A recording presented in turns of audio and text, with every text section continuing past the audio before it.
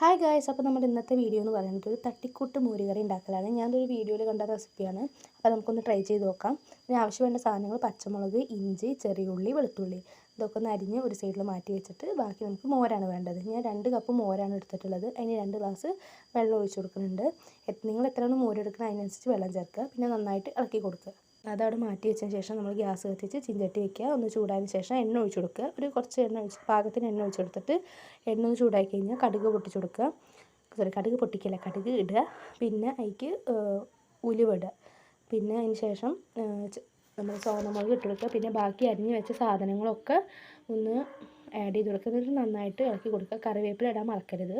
അതിട്ടിട്ട് ഒന്നുകൂടി നന്നായിട്ട് ഇളക്കി കൊടുക്കുക. ഒന്ന് ആഡ് ആക്കുക.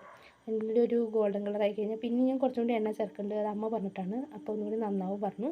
അങ്ങനെ അതൊക്കെ ഒന്ന് ചേർത്ത് നന്നായിട്ട് ഇളക്കി കൊടുത്ത് നമ്മൾ ബാക്കി പൊടികൾ ചേർത്ത് കൊടുക്കുക. പൊടികൾ എന്ന് പറയുന്നത് മഞ്ഞൾപ്പൊടി, മുളക് പൊടിയാണ്. അതൊരു 1/2 ടീസ്പൂൺ വീതം ഇട്ട് കൊടുക്കണം. എന്നിട്ട് നന്നായിട്ട് അതിൻ്റെ ഒരു കുത്തമണം മാറുന്ന വരെ നമ്മൾ ഇളക്കി കൊടുത്ത് പിന്നെ മോര് ഇട്ട് കൊടുക്കുക. നേരത്തെ മാറ്റി വെച്ച മോര് ഇതാക്കുക. മോര് ഒഴിച്ചെടുക്കുക. മോരിന് പുളിക്ക് അനുസരിച്ച് ഉപ്പിടുക. അപ്പോൾ നമ്മുടെ തട്ടിക്കൂട്ട് മോര് കറി ഇവിടെ റെഡി ആക്കിയ കേസ് എല്ലാവരും ഒന്ന് ട്രൈ ചെയ്തോളൂ കേട്ടോ.